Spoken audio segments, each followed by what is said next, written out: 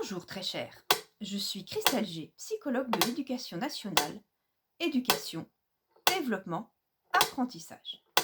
Dans confinement, il y a finement.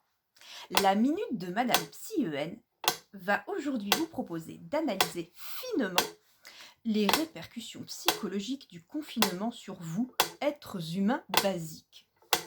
Petit A, si vous êtes seul. Nous sommes des êtres sociaux et existons grâce à notre appartenance à des groupes amicaux, familiaux ou encore professionnels. Être privé de ce lien engendre forcément une frustration, sauf si vous êtes un sociopathe avéré et que vous détestez tous vos semblables.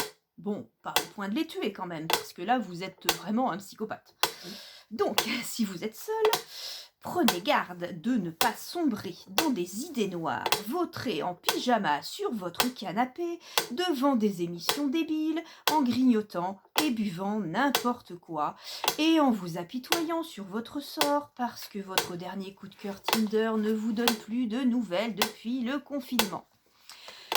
Ou plutôt faites-le si vous souhaitez devenir dépressif, obèse et alcoolique, ce qui vous portera préjudice pour vos prochains rendez-vous Tinder. Habillez-vous, maquillez-vous, lisez, courez autour de votre table de salon. Appelez vos amis, famille, collègues, télétravaillez. Organisez des télé-apéros pour ne pas boire seul. Diantre, un peu d'imagination. Si vous développez des tics nerveux, c'est normal. Et ne vous inquiétez pas si vous parlez au mur. Par contre, inquiétez-vous si les murs vous répondent.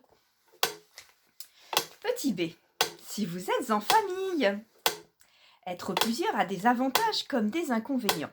On peut se parler, mais aussi se disputer, se taper sur les nerfs, voire se taper dessus, s'invectiver quand on ne se supporte plus. Il convient donc de rester zen. Kylian, arrête de taper sur ta sœur avec ton cahier de confinement. Loana, arrête de brailler. Excusez-moi, que disais-je? Oui, de l'importance de rester zen. Vous, l'adulte, vous pouvez prendre une grande respiration et dire à vos enfants, par exemple, « Maman est fatiguée et n'a pas envie de vous expliquer encore une 15e fois le principe de la division. Alors plutôt que de se fâcher, elle va aller s'isoler dans sa chambre pour se calmer avec cette bonne bouteille de vin. » À la réflexion, non, ne parlez pas de la bouteille de vin. Établissez un emploi du temps, mais pas trop strict non plus.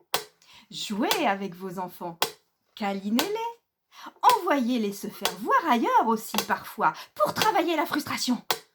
Bref, débrouillez-vous, diantre. Voilà, très cher. Et si vous êtes claustrophobe, eh bien, tant pis pour vous.